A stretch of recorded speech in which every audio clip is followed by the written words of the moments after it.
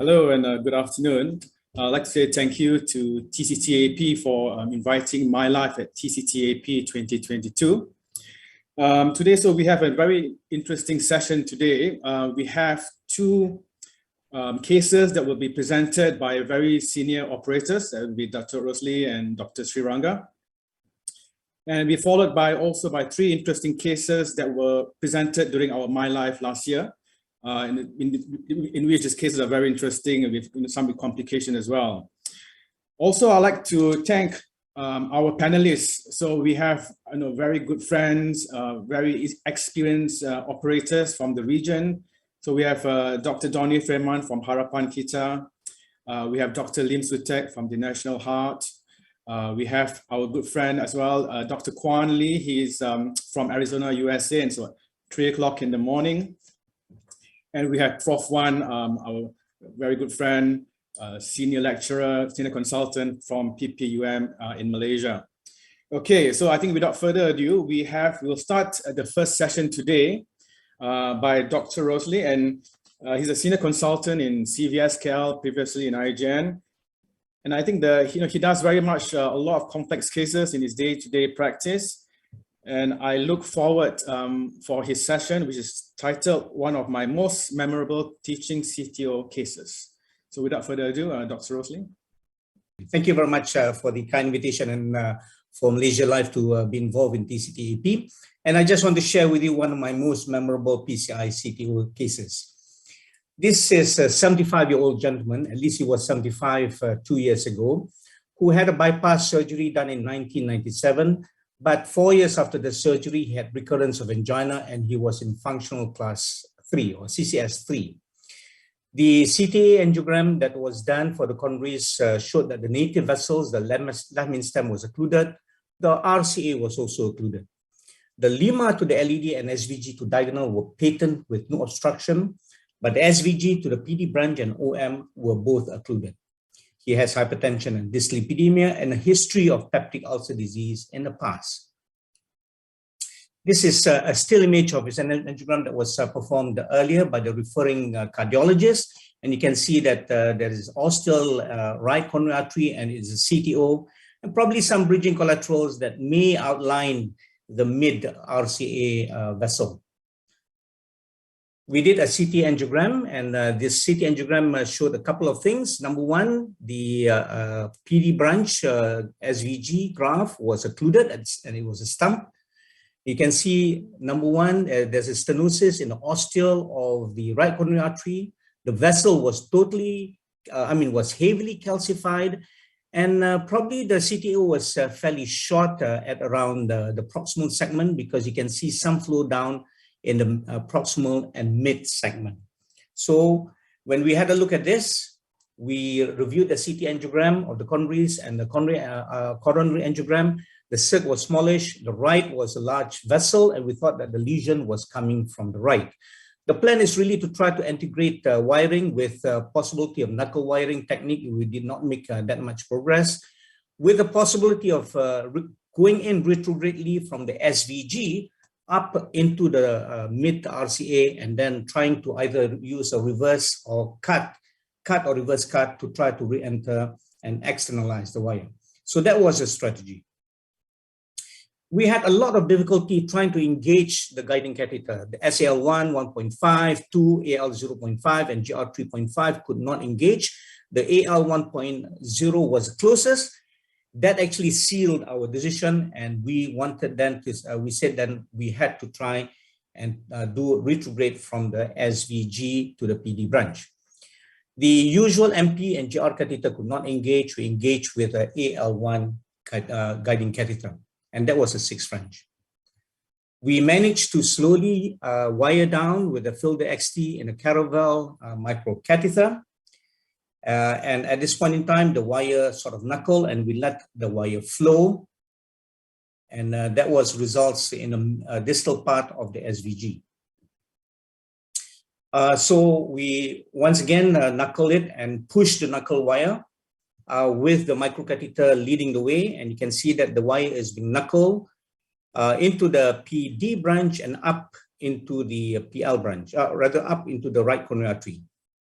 So that seems to be the flow of the RCA. This is a picture, and we were then able to pass the microcatheter right until the proximal, and this is where the actual CTO is. We retrogradely wired with a Conquest Pro. Unfortunately, the Conquest Pro did not went into subintimal. It looked as if it is in, but in another view, it was not in. And so from here, we had difficulty in terms of trying to get it in. And we said that we're going to see whether we can now try to do an anti-grade wiring. Now, the anti-grade wiring, we changed over to AL 1.5, and that's was able to engage in the end. But once again, the Conquest Pro could not get into the guiding catheter, and therefore we tried to wire, and this wire went into a small branch in the proximal right. I could not knuckle because obviously the guide was not giving good support. From the wire in the small branch, we managed to balloon with a 1.0, 1.5, 2.0, and subsequently a 2.5 balloon. And this is going to be the reverse cut. Once the balloon was deflated, we then punctured the lumen with the Conquest Pro. It took a couple of times, but in the end, we managed to push the Conquest Pro into the true lumen and into the guiding catheter. And then it was a fairly standard procedure. We also note at that point in time, there was a dissection in the aortic cusp, and therefore we need to be very careful. We externalized the wire with an RG3 wire, and we then worked with the RG3 from the femoral root, so without exchanging the wire. We then post-dilated, or rather pre-dilated, with a 2.5 and 3.25 non-compliant balloons, and both balloons burst. And this was subsequently a 3.5 non-compliant balloon that we went up to about 20-24 atmospheres. And that was the results after. You can see the dissection in the right coronary artery from the ostium. Once again, note the aortic cups dissection. We thought that it was enough, and we stented with a Synergy 3.5 drug-eluting stent, went up to 16 to 18 atmospheres. We then implanted another stent to cover until the ostium, and we used a Zabo technique, a 3.5 by 24, and we deployed it at 20 atmospheres. But we realized that when we put in the stent was not overlapped, and this was shown in this view, which is there was a gap between both stents, and this was seen clearly when we put in the stent. There was a gap between the edge of the stent to the distal stent, and when we wanted to put another stent to cover the gap, you can clearly see that the gap between the first proximal and the mid-second stent. So we knew that we had to put another stent in. Unfortunately, the stent could not pass into the gap because there was it did not get not able to pass the stent struts of the distal stent, despite using a Guidezilla 2, despite an OPNNC, a 3.5 balloon at 30 atmospheres, and the balloon was actually full. So we then utilized the normal technique of active engagement of the Guidezilla 2. So the balloon was inflated distal to the stent, and upon the deflation, the Guidezilla was then able to pass through into the mid-segment, past the area where there was this gap. Once it was there, we then pushed in the stent, and the stent was positioned nicely. And when the stent was positioned, the Guidezilla 2 was pulled back, and this then was deployed. The stent was deployed at 20 atmospheres. We took back the OPNNC and went up to about 3.36 atmospheres, and we thought that the stent was well deployed at that point in time. And we took final shots. All the time, we were very careful of the aortic root dissection, and we didn't want to extend it further. And that's the final results. So he had some angina score 5/10, ECG mild ST depression post PCI, but the ECG for Lingde did not show whether it came back to normal. And there was a CK leak. The CKMB was 6 times more, but the troponin T was definitely not markedly elevated. He was discharged 2 days after the PCI. We actually suggested to the cardiologist to at least put the DAPT for 6 to 12 months, depending if there is any symptoms of peptic ulcer disease. He was seen by his cardiologist just last week, and he has been keeping well and asymptomatic. And I suggested that perhaps we should restudy him to see how the results are like. Now, the interesting aspects for these cases, I think sometimes I don't really use the CT angiogram often. But in this case, I think it was very important because you need to know and understand the length of the lesion, what you're dealing with. In this case, it was not a very long CTO. And the issue was the difficulty of the guide catheter sitting into antegrately into the native right coronary artery. Secondly, of course, the calcification was also an important aspect to understand what you're dealing with. In this case, because of the fact that the guiding catheter could not sit in very well, we went through retrograde via the SVG. We use a fairly soft wire in the microcatheter for knuckling purposes. Sometimes you mean even dilate the SVG to allow easier passage of devices. We use a reverse cut in this case, and then externalize with the RG3 wire. And quite often I do not have to change the wire, and you can just use the RG3 wire for your subsequent antegrade PCI. We utilize Zabo technique for positioning of stent at ostium, which I think it is useful at times. The guide zilla was important to try to get the second stent to go into the gap, and active guide extension delivery was important in this case to try to get the guide zilla past the stent struts of the distal stent. And last but not least, be careful when you see an aortic cast dissection. In our experience, that when you have aortic cast, usually more often than not, it will heal and it does not cause any further complications. And in this case, we just have to be careful with antegrade injection. So thank you very much for your kind attention. Thank you very much, Dr. Rosalie. That was a masterful display of a very complex case.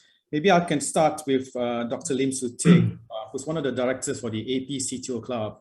How would you comment on this case, and how would you use this with the new CTO algorithm as well, Dr. Lim Soo Teck?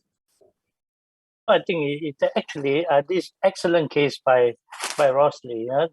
The various techniques, very educational, and I learned a lot from this case. But actually, it fit very nicely into the global as well as the APCTO algorithm, very, very nicely. Just one small point, Rosalie. When you try to get the Conquest Pro wire into the antegrade guide catheter, you put in a guide extension catheter. There was some initial difficulty getting into the guide catheter. Yeah. I didn't really try in the beginning because the amount of or the distance that I could be able to get my wire through from the ostium of the guide was very short. I don't think I would be able to get any meaningful benefit from putting a micro guide extension at that point in time, because it did not give the AL1 was just there but did not give good support. So I did not use that in the beginning, but it would have been helpful if, let's say, we can actually get it a bit more deeper, and then the wire into the guide extension would be much easier.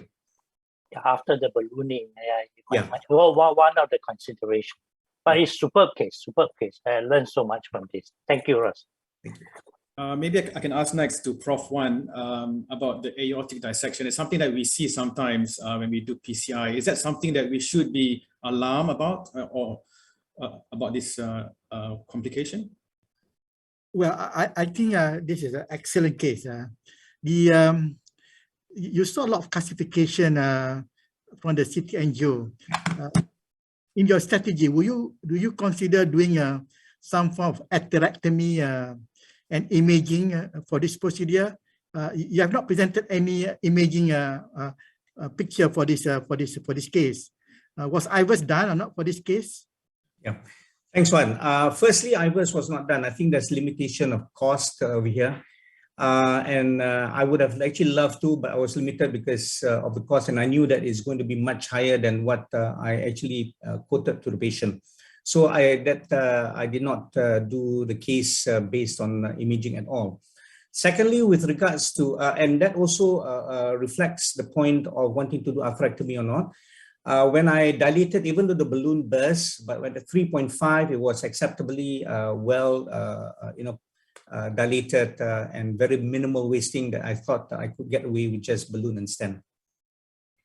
Another question is, when you're not able to pass your third stent, when you try to bridge the gap between the first and the second stent, what could be the reason? Is it the calcification, or is it the stent, either the stent at the distal stent, the proximal distal stent, there's some deformation that you're not able to pass the third stent there? Yeah, I think it's, in this case, it is purely because of the calcification. I believe so, because I took a 3.5 OPN, I went to 30 MOC, was quite full. And with the, after that, with the Guidezilla, I could not get the stent to go through. I believe it's because of calcification. It doesn't really allow that stent struts, the edge of the struts to open up. So because of that, the active engagement of the Guidezilla was important. But obviously, this is why the teaching is important, because the teaching says you should stent, you should, if I was not, it's not enough, I should have stented the distal first, overlap the stent first, and then once you overlap, then you cover the ostium of the right. I could not do in this case. I was committed because I had a zabo there. The wire was already there. I've already crimped it. And then it went through, and I couldn't do anything. I said, okay, since the gap is going to be very short, I'll just put a stent in the stent through the gap. But this is not the first time I've had this problem. So the teaching really is, if it's possible, make sure that you overlap the stent and just cover the ostium, rather than going from proximal to mid, and you have a gap and try to put the stent in. Sometimes it may not, it may be difficult, as in this case. I always have problem when I use a zabo technique, and now I give up zabo. I love zabo. I wish I can call Rosalie's, but maybe I can bring along Kwan. Kwan, maybe you can share from the American point of view, how would you have done this case differently in this complex CTO? Thank you very much, Fazil, for the invitation to comment. Yeah, I mean, that was a superb display of master CTO techniques from every aspect. I think probably the approach would have been the same for us as well. We didn't get a chance to see the LAD angiography to see whether there were good septal collaterals to cross. But I think the SVG being there would probably have been our first approach as well, if there had been, obviously, if there had been no good septal collaterals. I think for the aortic cusp, I completely understand the need to, with regards cost considerations. Whenever we have aortic cusp dissections, we always make sure to IVUS that ostial segment, because the few times when we have seen aortic cusp dissections become an issue is when the stent doesn't, you actually miss the ostium.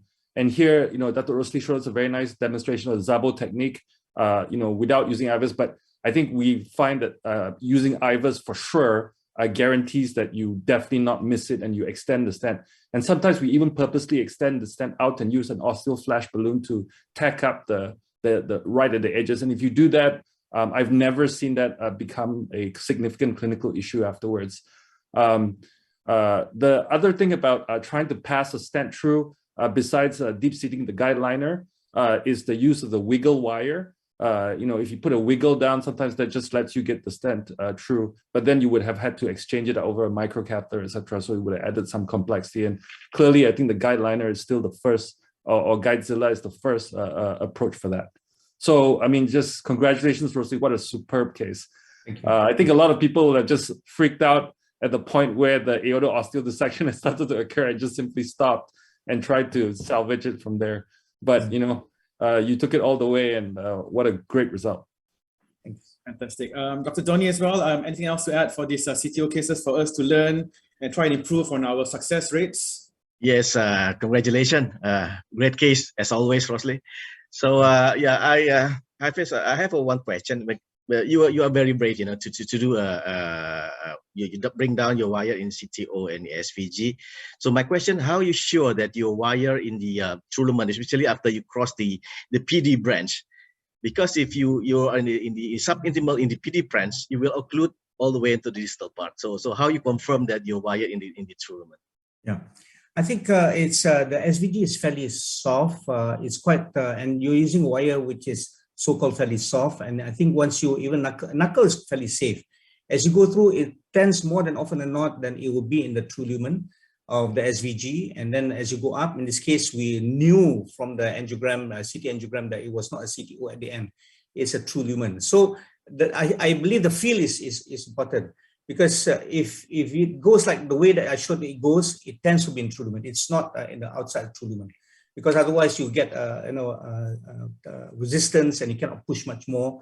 Then I think you got to be careful. So far, the SVGs have done, which is not many, but the SVGs have done, it tends to go through and follow if you're careful and the feel and the correct wire. I don't think you should use a stiff wire for this, not at least in the venous grounds.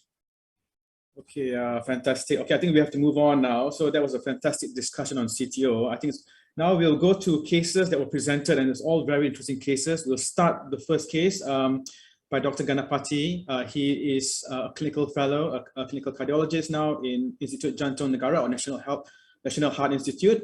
And his topic today will be twice broken considered sole. Okay, Dr. Ganapati.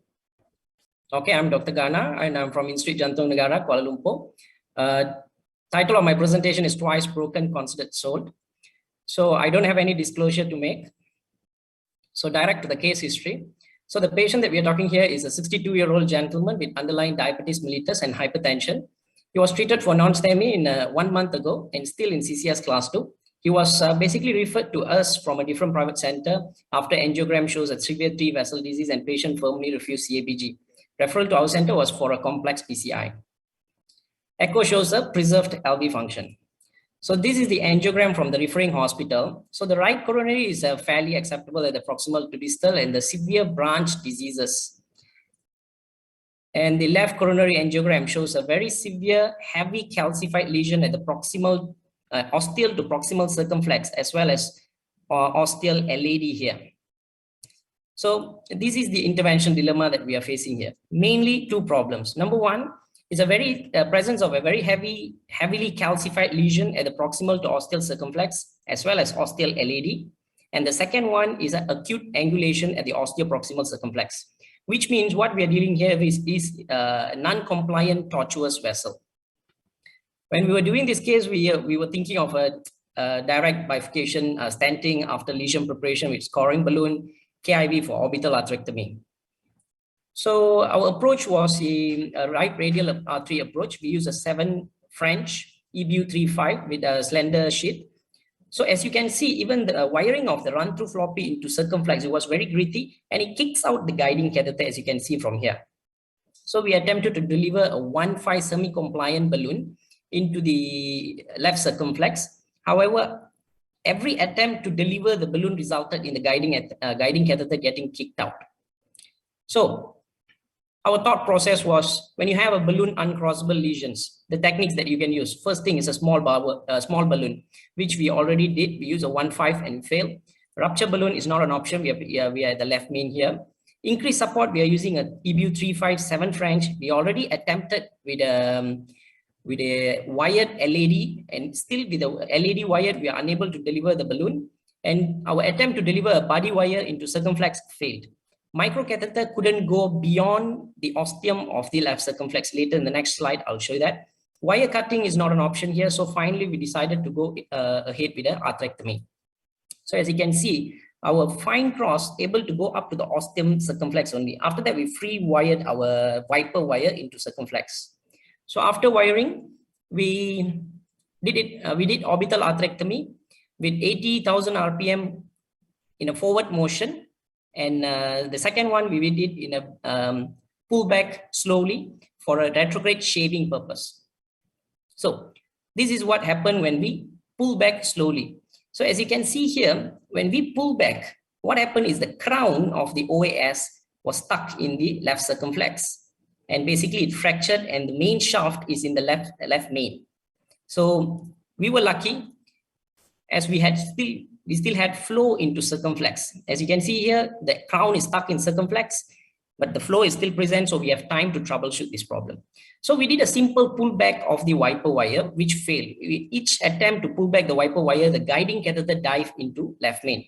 So what we did is we did an intertwining with a run-through floppy, and then pull back. Even this attempt resulted, as you can see in this fluoro image, this attempt resulted in the guiding catheter diving into left main.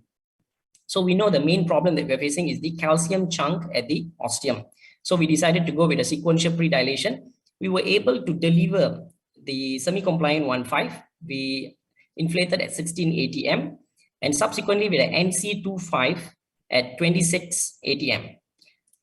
After that, our attempt to retrieve the crown resulted in the catheter diving in again. So we did the same technique like earlier Dr. Rosalie shared. We use a guide extension to pull in, but then even with this guide extension, the guiding catheter dives in, it failed. So a quick recap, a simple pullback of the wiper wire failed, a pullback after intertwining with a run-through floppy also failed, and pullback after pre-dilation of the ostium and proximal also failed. And the last one, the pullback through the guide extension, failed as well.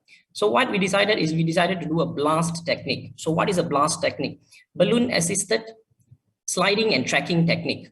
What we did is we inflated a NC25 balloon, okay, NC30 balloon at the calcium, over the calcium chunk, and we pulled both the wiper together with the run-through floppy. At the same time, we deflated the balloon. So at that attempt, we were able to retrieve the crown. So we know it's a temporary success because we still haven't prepared the lesion yet. So this is the retrieval of the crown. And as you can see here, this is the broken OAS with the fracture just exactly below the crown.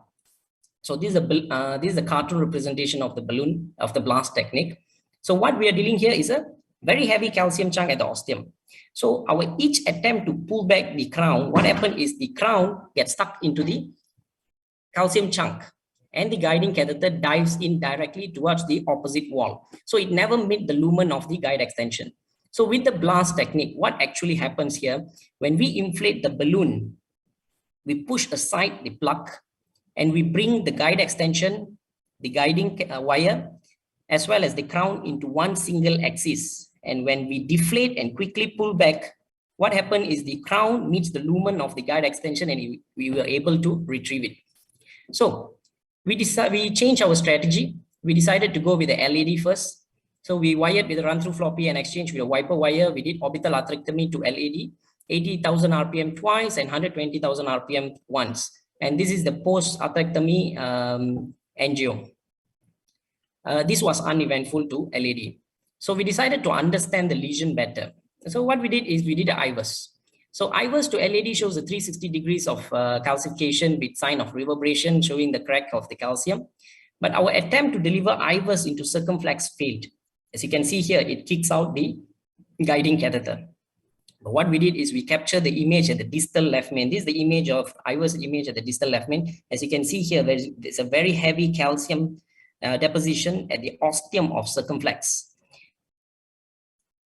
This is the left main, this is the LED, so this is the circumflex, and there's a presence of calcium chunk here. So this is what hindering us from delivering anything. So we did a sequential predilation to left main LED with NC balloon 4012. But what happened with this is it resulted in a plug shift into the circumflex. Our attempt to deliver NC25 into circumflex resulted in the whole system getting kicked out. So after that, we had a very tough time wiring down the circumflex. We used multiple wires, finally filled the XT able to cross into circumflex. And we did sequential predilation with a semi-compliant 1.5 at 16 ATM. And subsequently, we used our attempt to deliver NC25 failed. As you can see here, NC25 kicks out the guiding catheter. So we use a guide extension. We were able to deliver the NC25, but up to the ostium. We inflated at the ostium at 26 ATM. As you can see here, the wiring is not deep enough. So we decided to change the wire. We changed to run through floppy and wired a bit deeper. We were able to deliver the NC2512, but as you can see, even at 26 ATM, there is a ring calcium here, which the balloon failed to crack open. So we attempted to deliver NC30, it failed. So we attempted balloon-assisted guide extension tracking to bring down the guide plus beyond the lesion, but this one also failed. But our attempt in this technique resulted in the whole system getting kicked out for the second time. So now we know that our engagement is not supportive enough. So we decided to change our strategy and we went into femoral approach with the EBU 358 French. So we rewired the circumflex with Fielder XT, then exchanged with run through floppy. And we attempted to deliver NC30. It was able to be delivered, but even at 26 ATM, it failed to crack open. As you can see, there is a ring calcium here. Our attempt to deliver NC40 failed. Our attempt to deliver OPN35 failed. Every attempt resulted in the whole guiding system getting kicked out. We re-attempted balloon-assisted guide extension tracking to advance the guide plus beyond the lesion, but even that failed. So a quick recap of all the encounters. These are all the techniques that we have done, but despite all these techniques, we still failed to modify the lesion. We were kind of puzzled. So what we decided is we considered to re-attempt orbital atherectomy again. So we changed with wiper wire and did orbital atherectomy at 80,000 RPM twice. It was uneventful. And the subsequent one we did at 120 RPM. However, at 120,000 RPM, ladies and gentlemen, what happened is exactly the same thing that happened the first time. The crown fractured again. As you can see here, the crown is in the circumflex and the shaft of the OAS in the left main. But this time is not the same as last time, as the first time, where there is no flow into circumflex. Our patient is complaining of chest pain, hemodynamically BP is dropping, and there is a ST elevation, so we have to do something quickly. So a simple pullback of the wiper wire failed to retrieve the crown again.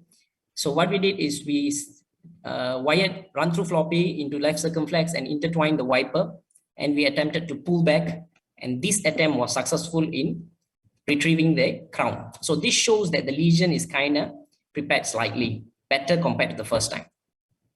So it was successfully retrieved, but we have to remove the entire guiding catheter because the crown got stuck into the guiding catheter. As you can see, it fractured again exactly at the same point below the crown. So we re-engaged and took a shot quickly, and we were relieved to see the flow is established into circumflex. Basically, the reason why there's no flow was basically the crown is impeding the flow into circumflex. So we decided to go with balloon predilation. NC30 failed to crack open at 26 ATM. Our attempt to deliver OPN3512 failed. So finally, we were able to deliver NC40, and at 26 ATM, the lesion give away, we managed to crack open the calcium. So that's it. We decided to go in full swing. So this is after post-predilation angio shot. And we were able to deliver the stent 4012 drug-eluting stent easily into left circumflex, as you can see here. And we deployed it in the left circumflex. We decided to keep it simple with a mini crush technique. So we crushed our stent in left main with a balloon, 4O balloon in left main. And we deployed a 4526 stent, drug-eluting stent in left main LAD. After flip-flop, we did final kissing balloon inflation and final pot at left main with a 5O balloon. So this is our final shot after the angioplasty. Good results. We assessed both the vessels with IVUS, and both the stents were well deployed and a very good MSA as well. So patient was discharged home well the next day itself. So some conclusions. Not all calcified lesion is the same. So we have to familiarize ourselves with multiple debulking and plug modification strategies. Calcium and angulation spells trouble. It means we are dealing with a non-compliant tortuous vessel. These are not the vessels where if you wire down the vessel, the wire straighten up. The vessel straighten up with the help of the wire. So this kind of vessels will not straighten up, and our attempt to deliver every devices will be very difficult. And never underestimate the role of intravascular imaging. Intravascular imaging, even though it went up to the distal left main and couldn't go into left circumflex, we understand that there is a very big calcium chunk at the ostium of the circumflex. It helps us to decide what to do next. And sometimes it's not wrong to repeat same technique twice, even though the first time the technique failed. I think we can still attempt again. Last but not least, perseverance. This is a shot on the day with our team in IJN. With that, thank you. I pass it back to Dr. Al-Fazil. Wow, thank you very much, Ghana. That's a fantastic case. Okay, in the interest of time, maybe I just get one of the panelists to comment or give a question. So can I just invite Dr. Lim to take to comment or any question regarding this this case? Yeah, well, what a fantastic case, Dr. Ganapati. Yeah, I just wonder, for after the first initial attempt failed to retrieve the broken crown, did you consider trying the orbital atherectomy again, or even with the rotational atherectomy? Yeah, that may provide enlarge the passage for the retriever. That is one. The second thing is a shockwave balloon available, and is it a potential salvage here? Okay, thank you, Dr. Lim. So basically, the first one, rotablator is there is something what we call as rota wire bias. So if in this case, if we use a rota, there is a chances that the rota go and hit the wall instead of taking a curve and go down. So there is a chances of perforations and all. So we decided not to use rota. So that's why after the first OAS failed, we use multiple different balloons. We thought we can crack it open with the balloon, but we failed. And that's why we decided to go in again with the OAS. Whereas, well, IVL, we have a smallest, I think in IGN, we have is 2.5 or 2.0. I think one of it we have, but then we were thinking even OPN failed to deliver, and we even had difficulty to deliver a NC25. Even an NC25 was very tough to be delivered. So IVL is a bit bulky. So and it's a cost thing. I mean, everything comes with a cost. So it's not an easy decision to bring in IVL, and if it fails, it's a very expensive thing. So we decided to go in with the OAS again. Sure. Okay. I don't know whether IVL will be able to cross the lesion or not. Probably not. Huh? Probably. I don't know. Okay, just a quick comment. Maybe I can get Dr. Rossi to comment. It's a very interesting case. If you want to rota, would you use, and talking about wire bias, so would you use still a normal rota floppy if there was no other option, or would you use an extra support in this very angulated circumflex? Yeah. Well, I do prefer what do you call that, a normal wire, because once you have extra support, then the wire will be more biased, and therefore you might just cut the more medial part of the wall, unless of course you've shown that from angiographically and so on that the calcification is mainly there, then you may want to consider that. But yes, the risk of dissection is a bit higher there. I don't think perforation per se, because you're going to use a smaller burr and it's going to be safer. But I would be careful, because in an angulated vessel, OAS, it will be better to try to use antegrade, means they're moving forward than pulling back. And your case actually showed the difficulty or the challenge if you put distal in an angulated vessel. So angulated vessel, we've done it before. We had some difficulty, and we were very careful. So angulation, I tried antegrade rather than pulling back by passing the lesion first and pulling back. You get caught in this case. Okay, thank you very much. I think in the interest of time, can I invite Prof. Dr. Zafir from PPUM, University of Malaya, Malaysia, on the second case today, which is a novel wire coiling therapy in the treatment of pseudoaneurysm following vascular access, the Malaya technique. Prof. Zafir, it's all yours. Thank you very much, Dr. Al-Fazil. It's a pleasure to be here.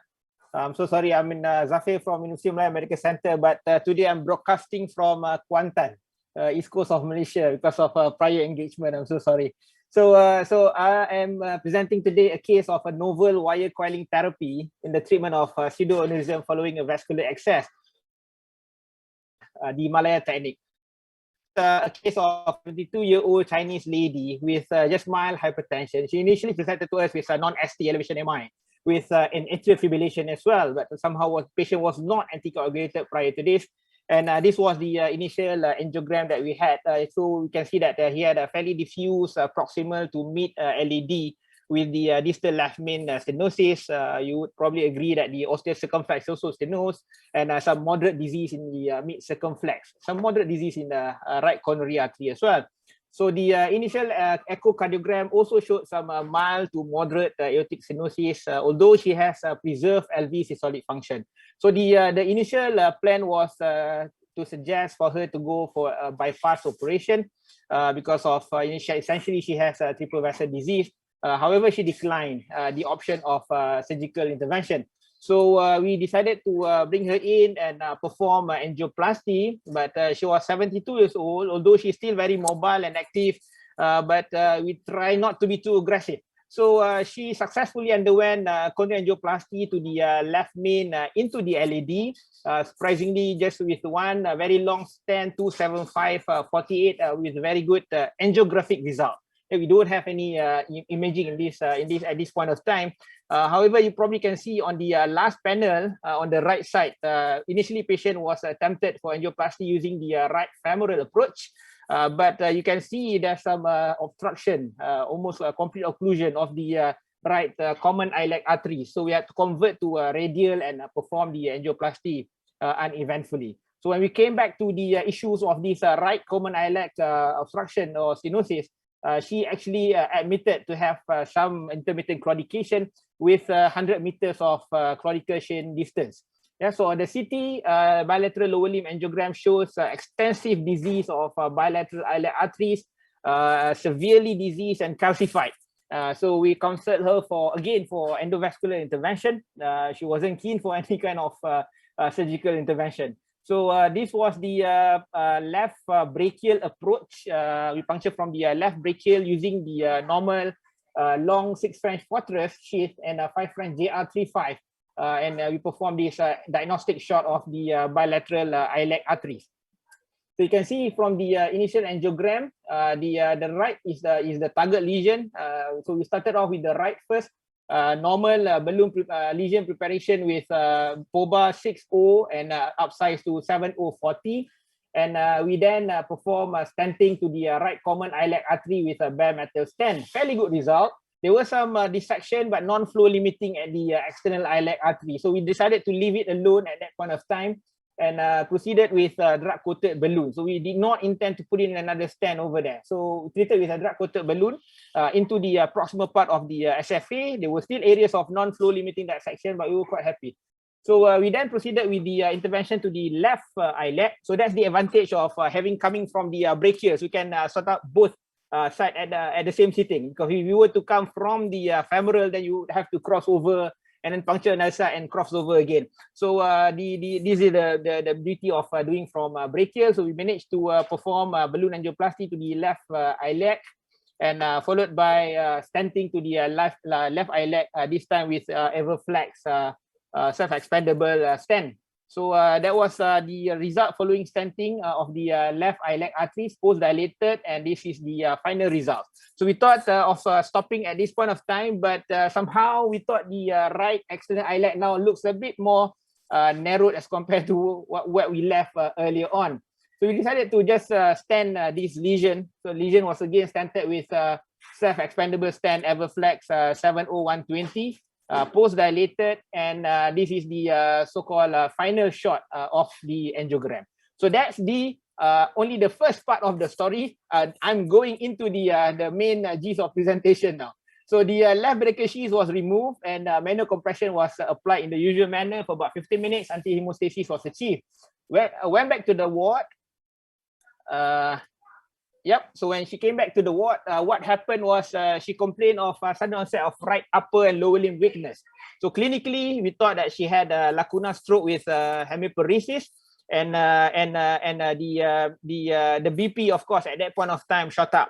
So systolic to about 190, almost 200 systolic pressure, and naturally you would form some form of hematoma and pseudoaneurysm on the puncture site. So we tried compressing, but it didn't really work. So what we did was send her down for an urgent CT angiogram. Did not ICB. There was some multifocal chronic infarct. So on the ultrasound Doppler, there was a left brachial pseudoaneurysm. So we decided to bring her into the cath lab, and this is what we saw. So essentially what we did was we just performed a direct ultrasound on the pseudoaneurysm. You can identify the pseudoaneurysm and straight away puncture the pseudoaneurysm with your normal branula, 18 gauge branula, the green color branula, directly into the pseudoaneurysm, and with a bit of contrast injection. This is what we can see on the angiogram. All right. So how we did this pseudoaneurysm coiling? Basically, we put in our usual 035, the J-tape wires, but the inner coil has to be removed. So basically, we pack all these modified 035 wires into this pseudoaneurysm, and distal part of the wires will be left out, and the wound will be covered with what we call this sterile dressing. All right. So how we managed to modify this 035 wire, I think I'm sure some of you might have done this before. So the floppy part of the 035 wire, you can actually cut it off. Once you cut it off, it will expose the inner coil. And so using this radial forceps, you can actually clip it and try to pull out the inner coil. As soon as you pull out the inner coil, your 035 wire will just become very floppy wires. Yeah, so you can use that to actually pack into this pseudoaneurysm. You can see on this image, what we did was again we put in the branula, and using the branula, you can actually pack the wires into the pseudoaneurysm. So reassessment of pseudoaneurysm 1 week later, unfortunately showed was the ultrasound. Brought her again to the lab, and this is what we saw. So the pseudoaneurysm is in fact getting slightly bigger. So this time around, what we did, we put in 3 access into the pseudoaneurysm using 3 different branula, and put in this 035 modified 035 wires one after another. So in total, we had 3 pieces of 035 wires packed into this pseudoaneurysm set. So in the clinic, 1 week later, ultrasound assessment shows that the pseudoaneurysm has thrombosed now. So this is the video showing that we actually pull out these wires. So you just have to remember, you just have to mark the wire, because the last wire that go in has to be the first wire to come out. All right. So in order for you to avoid any kind of wire entanglement inside the pseudoaneurysm. All right. So and this the image in the middle shows the right image on the third panel shows that the pseudoaneurysm has completely sealed off. Yeah, so there's a clotted, hematoma there. All right. So on the patient's follow-up, the pseudoaneurysm has completely thrombosed. Now she is seeing the geriatrician and undergoing active stroke rehabilitation program. So we did started on NOAC following a short term of single antiplatelet therapy. We did not put on the NOAC much earlier, just worried because of the the pseudoaneurysm might bleed and it gets bigger, and blood pressure is now better controlled with an ARB. So we have actually managed to seal off this pseudoaneurysm with a very cheap and innovative way that can be done in the usual lab. All right. So what is pseudoaneurysm? We know that it is a blood vessel wall injury, and when it happens, blood will continue to leak into the surrounding tissue.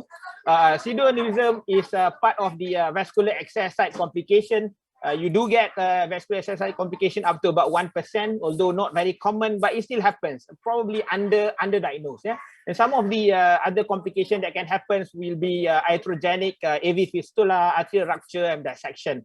The right image on the right side is an example of how a right common femoral artery pseudoaneurysm would look like. So on a patient follow-up, we have done this. All right. So some of other treatments that you can use to treat pseudoaneurysm, basically the easiest option is basically to perform an ultrasound-guided compression of the pseudoaneurysm neck. So basically using an ultrasound, you can actually identify where is the neck, where is the connection, and you can just give a bit of local anesthesia and actually compress on the neck. It can be very painful, but I think a sufficient amount of local anesthesia would be able to handle the case well. So that it will be the easiest option. However, if it's too big of a pseudoaneurysm, it might not be that easy, right? And of course, another option, easy option for the surgeon would be to have an open surgical repair, but still it is still considered as an invasive technique. Other types of techniques of treatment would be limited by cost. Yeah, so you can consider using direct thrombin injection into the pseudoaneurysm. You can consider using balloon tamponade or covered stent, in fact, and put it across the neck of the pseudoaneurysm. But all these are expensive way of treatment. There is some dedicated coiling wire that you can use, but it will also cost at least 3 to 4 times higher, 30 to 40 folds more expensive as compared to your usual 035 JTAP wire. All right. So some of the other issues that we have to discuss in this patient, of course, in terms of the antiplatelet regimens, we give some single antiplatelet therapy until the pseudoaneurysm resolved, and then we actually started the patient on oral anticoagulant, because if we go by the CHAPVAS score, she is a very high risk patient to get a cardioembolic stroke. So we decided to put on OAC as well as an antiplatelet. We would discuss about the need of antibiotic prophylaxis while the wire is kept in situ in the pseudoaneurysm. So what we do normally, we would probably give a short course of oral antibiotics such as Unacin or Zinat, just a prophylaxis measure. Unfortunately, we have not ended up with a very bad infection or infected pseudoaneurysm with abscess kind of thing. So pseudoaneurysm is uncommon, but is completely avoidable complication. Some of the ways that you can use to avoid having a pseudoaneurysm would be to have an ultrasound guided puncture, proper compression of the vascular access, as well as if you do have the privilege of using a vascular closure device, that would be another option. So ladies and gentlemen, I've just presented a simple and budget-friendly solution for your cases of pseudoaneurysm. I think any interventional cardiologist should be able to try this very simple technique, and I wish you all the best. Thank you so much. Thank you, Prof. Zafir, for such an interesting case. I think maybe I'll invite a quick comment or question by Dr. Doni on this case about, how would you tackle this kind of pseudoaneurysm? The one I've seen is always the femoral puncture site, and sometimes it can be, complicated by hypotension and all that. So how would you deal this in Indonesia, Doni? Yes, thank you, Fazir. First of all, congratulations, Zafir, for the novel technique. So I learned so much from your case. In my practice in my hospital, so the first one will be the ultrasound guided compression. But it failed. I'll be happy to send to surgery because it just needs 20 minutes for them to fix it. But anyway, congratulations for Zafir. But I'll be concerned about the you put the wire in situ for 2 weeks, so a little bit risky for me because some direct communication from outside to the artery. So the patient must be very careful to avoid the infection coming. So, but I believe you've done very well. Congratulations. Okay, thank you very much. Okay, in the interest of time, we'll move on to our third case. So this case will be presented by Dr. Heng Shee Kim from Sultanah Aminah Hospital in Malaysia. And his topic will be an undesirable fracture. So please go ahead. Okay, thank you very much, Dr. Fazil. Thank you to the esteemed committee of the TCTAP for allowing me to share my case, the undesirable fracture. I'm Kim Heng Shee from Cardiology Department, Hospital Sultanah Aminah, Johor Bahru, Malaysia. My patient is a 60-year-old lady with a history of hypertension and stroke, first presented to another center with typical angina. ECG showed ST elevation over AVR and a widespread ST depression. Troponin was raised with moderate LV function. She was diagnosed as non-STEMI.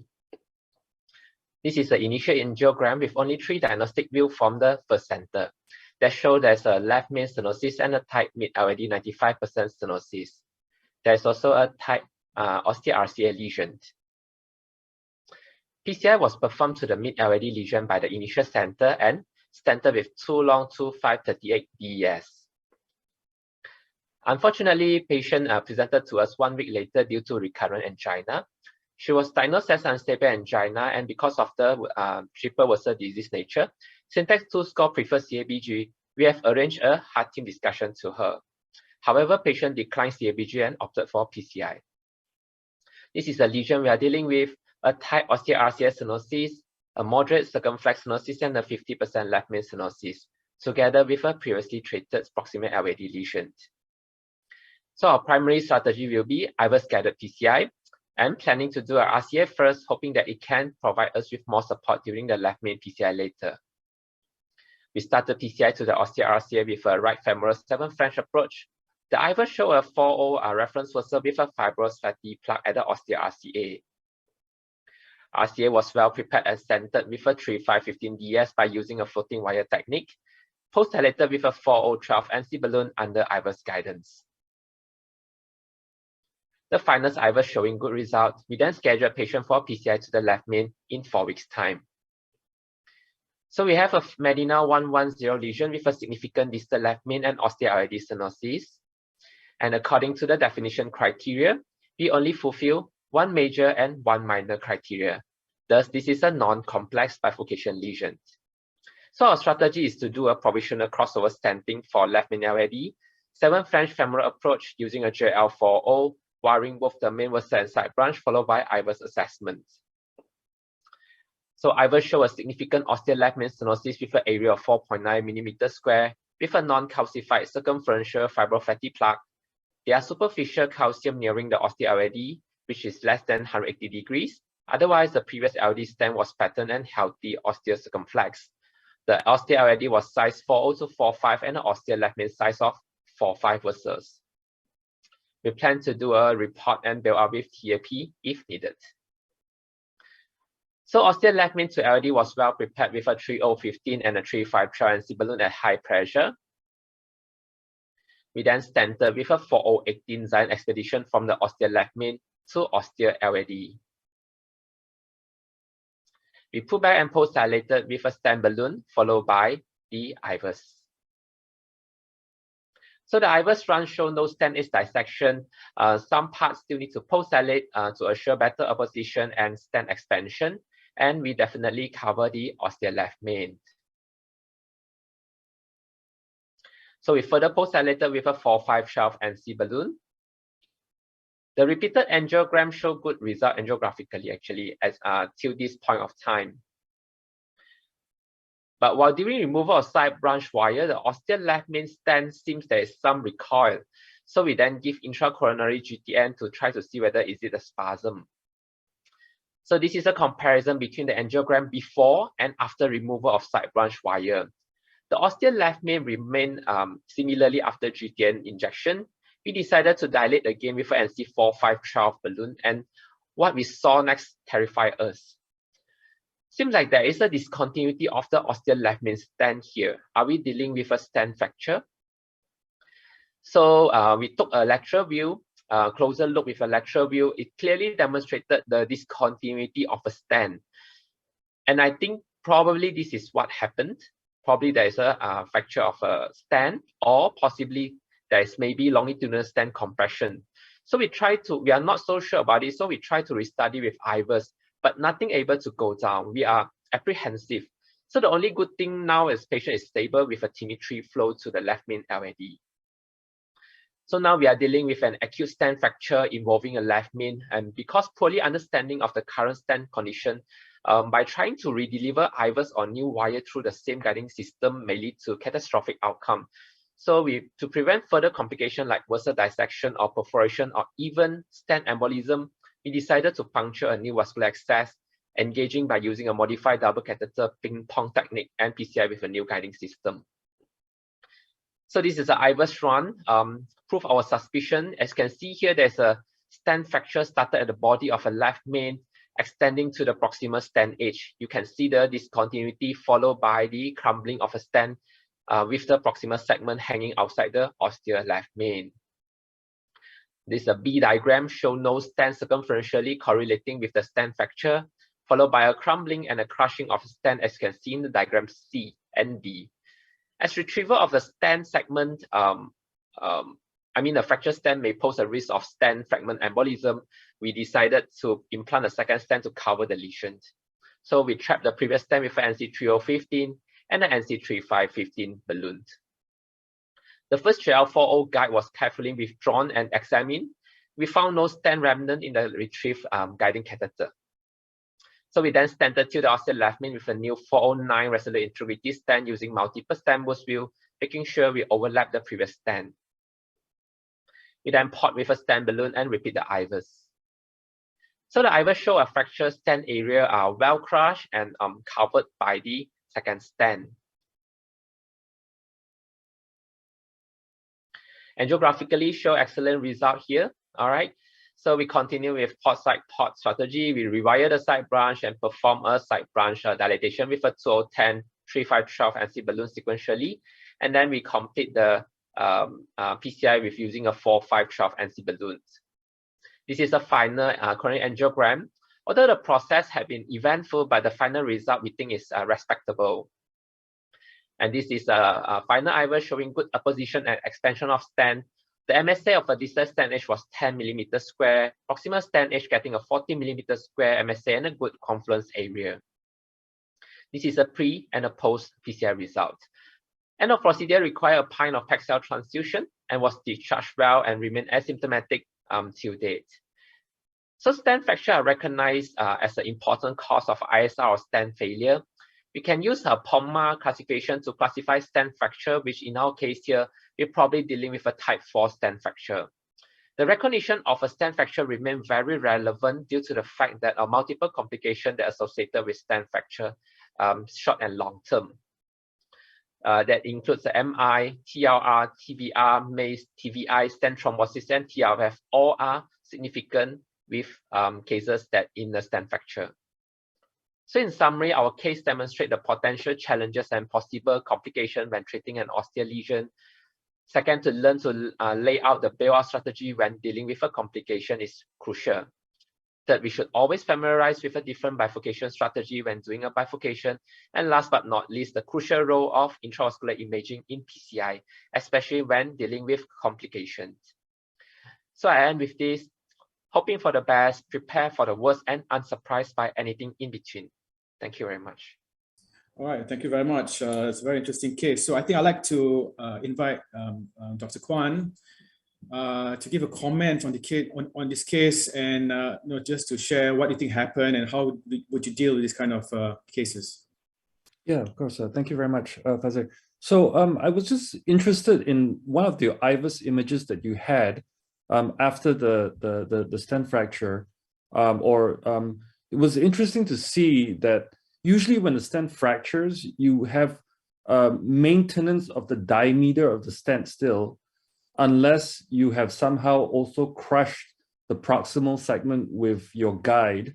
It was interesting to see that the distal edge of the stent had the similar diameter, but as your IVUS came back towards the ostium of the left main, you could see that there was residual atherosclerosis still at the ostium, and the stent appeared to be, or the proximal fragment, if it had a fracture, appeared to be quite crushed. I think one of the other possibilities that could have happened is that the side wire wired through one of the primary cells and went underneath the stent, so that when you did, when you ballooned it, that it actually crushed the ostial to proximal segment of the left main stent. That could have been one other, hypothetical possibility. But obviously, in either case, your bailout technique was very nice.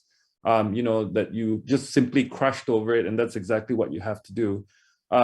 In the setting of an ostial left main, if it was a true complete fracture, the other thing that you would think about, if it's possible, is to retrieve that segment if you are not able to crush it, because clearly there is a risk of peripheral embolization of that proximal segment. One other imaging modality, obviously, that will actually does very well with trying to help you understand is an OCT with a three-dimensional reconstruction. Sometimes with IVUS, it depends on your pullback speed, etc. It's hard to see, but very nice case and a very nice bailout. The only other comment I would make is the ostial LAD section. It was more of a moderate stenosis, and really the left main stenosis was primarily concentrated at the ostium.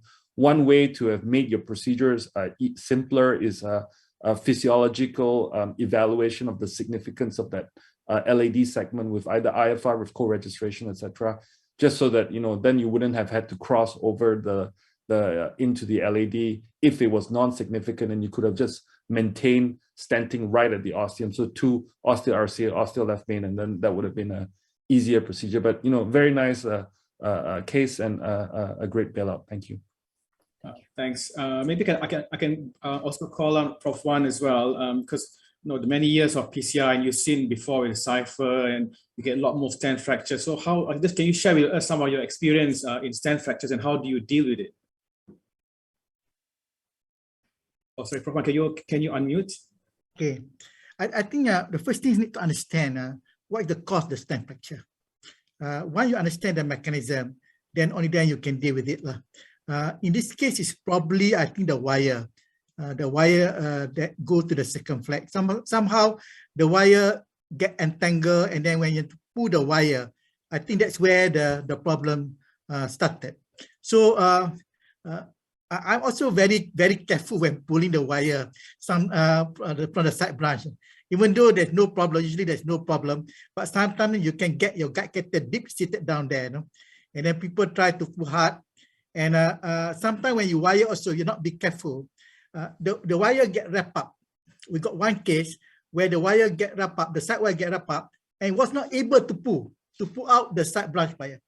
Even we tried everything, using a small catheter, using a small balloon, try to open up. It was very, very challenging.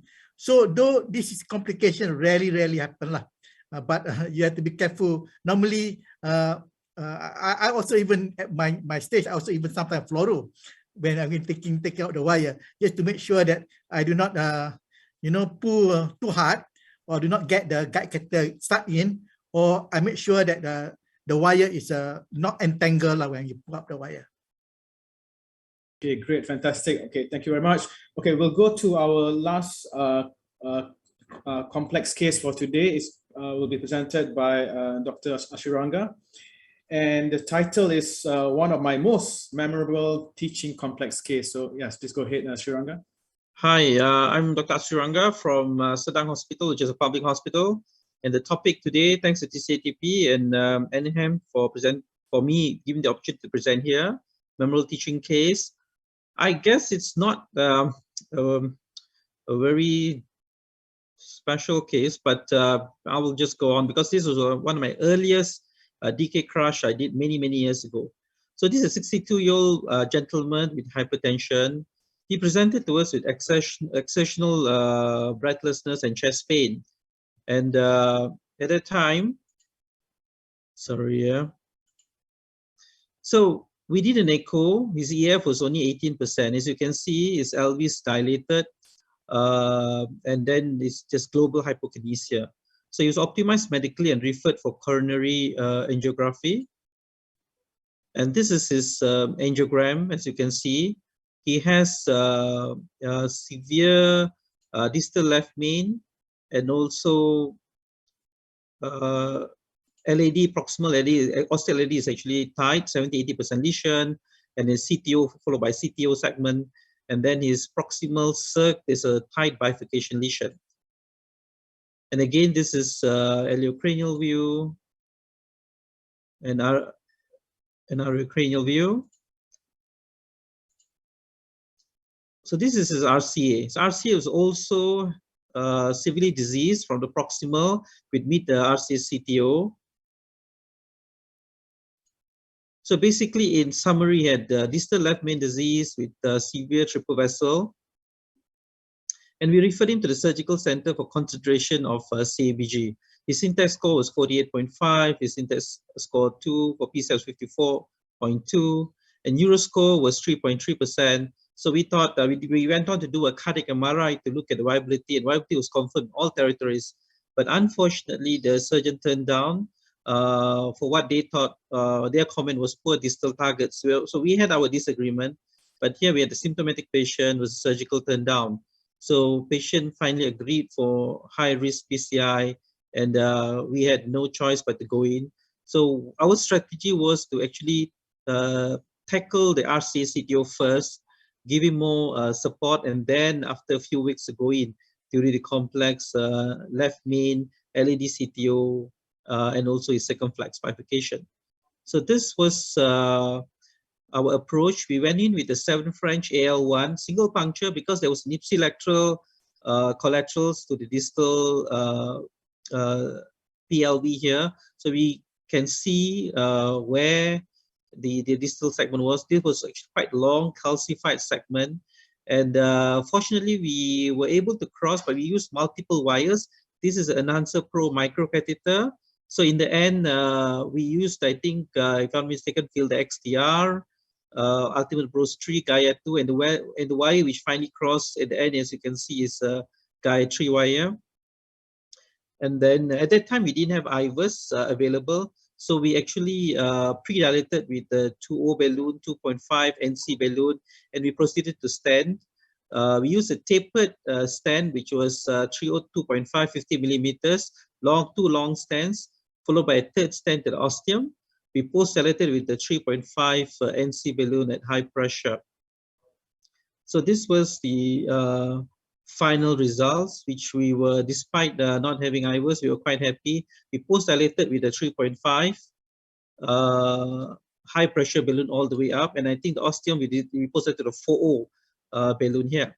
So after this, we can actually see the distal LAD better, and I disagree with my surgeons. I think the targets were quite good, but then we actually staged him for the left main 1 month down the line. But patient took a bit longer. He came back to see us after 2 months.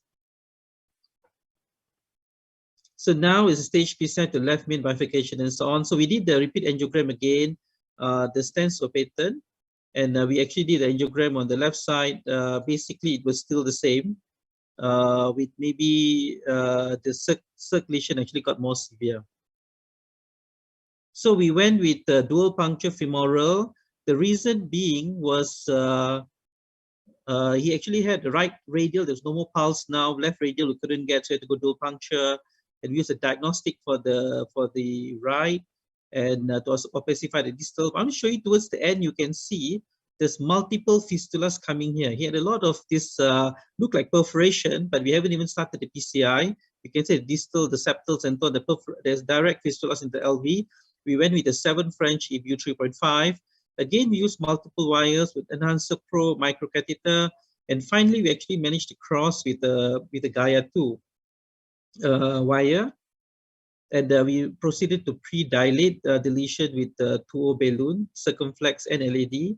And you can see that again you have this tiny fistulas coming out. You know, look like perforation, but it's actually multiple everywhere. We proceeded to do an IVUS, and this IVUS run is truncated. And to our surprise, initially we thought it was very calcified. As you can see, this from proximal LAD into the left main is mostly fibrocalcific plaque. We're coming to the tightest part of the LAD, and then this is a diagonal. And the lesion in the left main was actually confined to the distal left main, and the left main was actually very long. It was actually more than 15 millimeters, and the proximal left main was actually free of disease. So we decided if you want to stand, then we will not stand to the ostium of the left main, and the left main was 404.5, proximal LAD was 3.540, and the mid LAD was 2.530.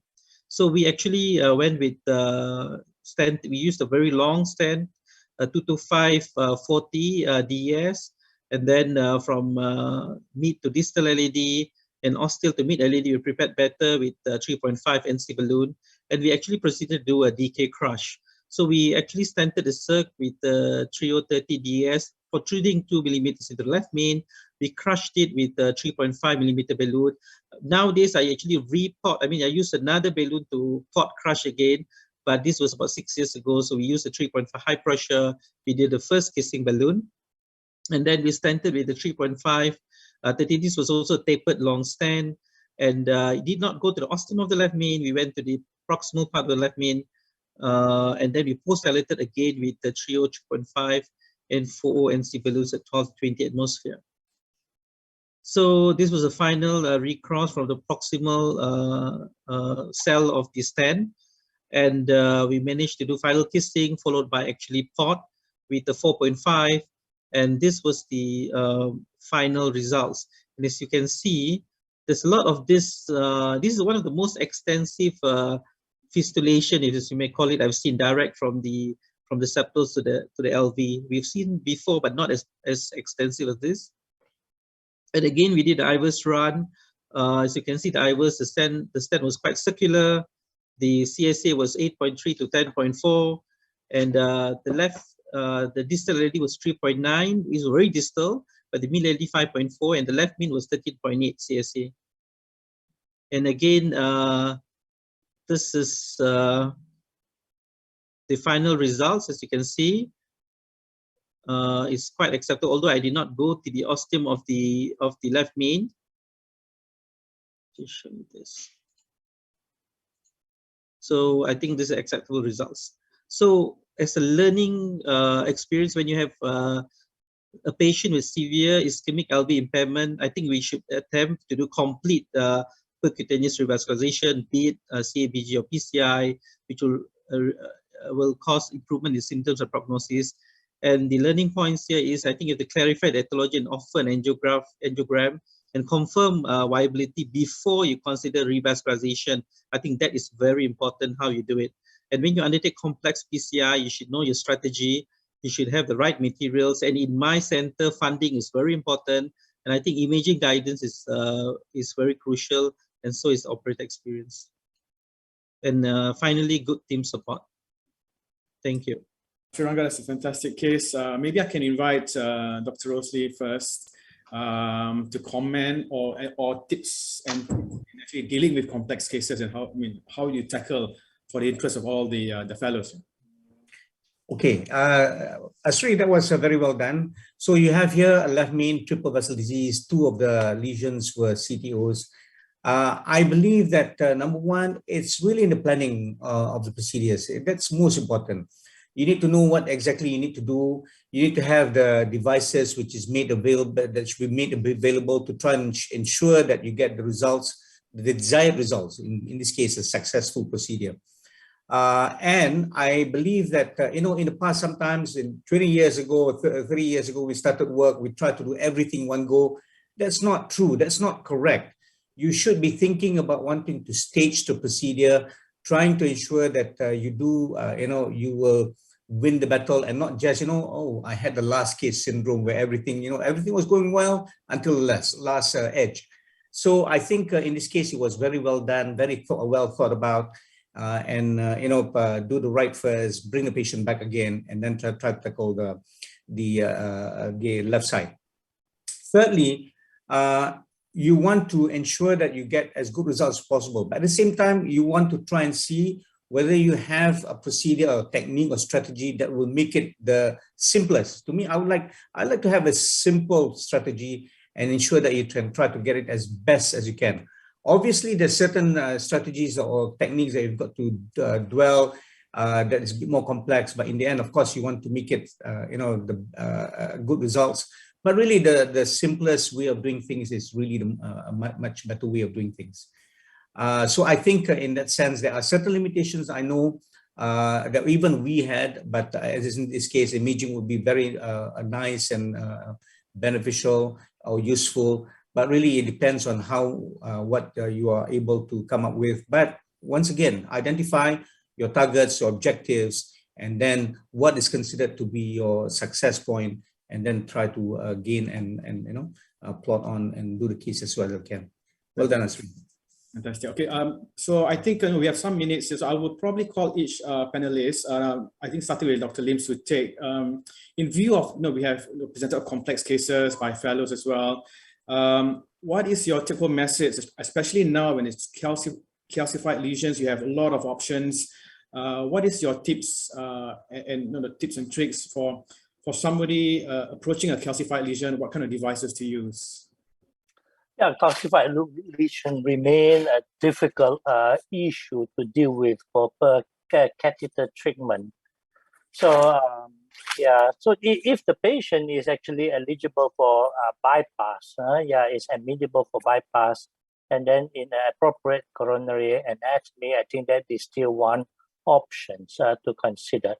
And then I will consider imaging as very useful, to appreciate the plaque characteristic as well as the distribution, as well as the guide wire bias in order to plan the strategy. Then the lesion modification strategy, with some form of atherectomy or non-pressure, non-compliant or high pressure balloon, depending on the finding on the intravascular ultrasound. And then lesion preparation, adequate lesion preparation is key. And then in the appropriate setting, also consider the shockwave balloon. Yeah, I think all these help in the lesion preparation. Yeah, then a good stenting strategy, and some of these strategy to help support the delivery as well as the expansion of the device. Yeah, guide extension catheter and some of the other techniques to enhance the support. All these are very important. But I would say that the heavily calcified, especially in the very angulated lesion as presented by Ganapati, remain a difficult issue to deal with. So for beginners, I think it's good to work together with a more experienced operator, working together with the case. And even for experienced operator running into problems, I think feel free to get help from the other operators. The two brains are always better than one. Yeah, I think some of these. Can I just ask you one question going upon that? Is that, do you need to be good or proficient in all types of devices of debulking? Like, you know, now we have ROTA, lithotripsy, OAS as well. I mean, do you have to know all of those? I think the lithotripsy is actually relatively simple. I think technically not too demanding. The only problem is the delivery. Yeah, it's a little bit bulky. And then those who master the rotational atherectomy, I think it's quite easy to learn the orbital atherectomy as well. I think if we put in some time and some resource to learn, I think it is it should be within the learning potential to master all these techniques. I think it would be good to master as many techniques as possible. Yeah, and of course we have all these non-atherectomy devices, all those cutting balloons, scoring balloon, OPN, and things like that. I think. Okay, thank you very much, Dr. Lim Sutek. So I'll go to Dr. Kwan. I mean, Dr. Kwan, I mean, you're from USA, which is quite. I mean, one of the issues here we always discuss is about cost. I mean, you know, for a trainee fellow doing a lot of interventional complex devices, what is your advice on using imaging device like IVUS and OCT in their career and doing more and more complex cases? Yeah, thank you. That's a great question, especially in a resource, dry environment. I think honestly, though, it's not possible to really take on or do good chip or complex PCI without intracorneal imaging. So really, I think what the world really needs is cheap IVUS platforms to allow the expansion of more, advanced PCI. You learn so much from IVUS with regards to lesion and case pre-planning, as well as OCT, that I fundamentally feel that it needs to be part of your toolkit if you are going to be taking on complex cases. It's hard to add additional advice beyond what Dr. Rosli very eloquently put together, and Prof. Lim as well. But I would also encourage people to be very familiar with your algorithms. There are quite a few algorithms of how to approach things, and I think it was very nicely demonstrated, early on in some of the lectures, as well as algorithms for bailing out of complications. If you are going to take on complex things, you must be familiar with all of the complications and exactly what is your best game plan and game theory to get out of the problem. Always adopt the simplest method. I think that is one of the most important things. You tend to get yourself into more trouble when you tend to try and make things more complex than they need to be. I think what Prof. Lim also said was very good, is don't underestimate the value of a second experienced operator. I think when you're beginning in that part of your career to take on additional cases, having a second person who's at least of equal experience or greater experience standing next to you, helps to relieve case fatigue. It helps you to break out of times when you enter into a self-feedback loop where you keep trying to do the same thing. Sometimes having just a different idea at the right point in time helps a lot. I think from a cost perspective, except for the reimbursement of the second person, probably that is one of the most important, cheapest and best ways of using a human manpower. Fantastic, Kwan. I mean, there's wise words, and I would like to hear from Donnie Freeman. Donnie has been, vital in the training of fellows in Indonesia and interventional cardiology. So, Donnie, also we would like to hear from you. Your pearls of knowledge to all the fellows embarking on a career in interventional cardiology. Yes, Fazia. Right now, we already have 12 of 15 hospital for fellowship training. So we would like also thank you for Malaysia to provide us many centers for training for our young fellow. So regarding the Kwan mentioned about the intracoronary imaging, right now we are trying to convince our government to get reimbursed from our universal health coverage, because in Indonesia we have now a national health coverage. It needs some time to convince the government, but the other thing that right now the functional assessment is already reimbursed, so it's really good to teach your fellow, to teach yourself regarding to select which lesion should be treated, and then to select which not to be treated. So I think we still in developing stage. So anyway, I would like again say thank you to Malaysia to supporting us. Thank you very much. Thank you, Mazia. Thank you, Donnie, for all your friendship over these years. Prof. Wan, please share your tips and wisdom throughout all these years in interventional cardiology. Thanks, Father. I think all have been said by Rosli, by Kwan, by Lim Sutek. I think we have seen that even a very complex cases and by very high risk patient, you can do well. First thing, you got the strategy right. So most important is to plan your strategy very well. The second is to have a plan B. And what will your plan B in case your strategy doesn't work out? And the third thing is to anticipate what could be the possible complication. And if I'm going to have this complication happen, do I have all the hardware with me? For example, if you anticipate perforation, whether you got a covered stent not in your lab or not, whether you got coil not in your lab or not. And then if I'm not able to pass my device, whether you got the child catheter to be able to help you. So I think the plan is very important, and to prepare yourself and to get all the things ready. You want to do a complex cases. Thank you.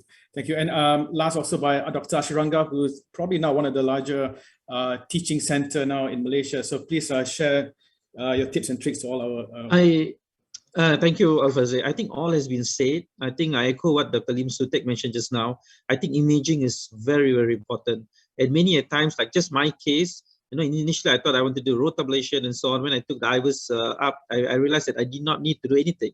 So sometimes imaging actually makes you not do ablation and things like that. So it's very important to do imaging and plan and strategize as what Dr. Rosli and Professor Wan Azman has just mentioned. Thank you. Fantastic. I mean, so Ghana and Dr. Kim as well. So make sure that your fellows stay tuned to this presentation when it goes off live, because I think there's a lot of pearls of wisdom here. And I think it's so interesting when we have a mixture of very senior interventionalists and fellows as well, because there's so much things that we can learn. So, so thank you very much for all of you to spend your valuable time with us. And before I close, also I'd like to invite everyone to be involved, hopefully, in our My Life for 2020 in October 27 to 29 this year. So thank you very much for your time, and hopefully we'll meet again soon. Thank you. Thank you. Have a good Thank you. day. Thank you. Thank you very much.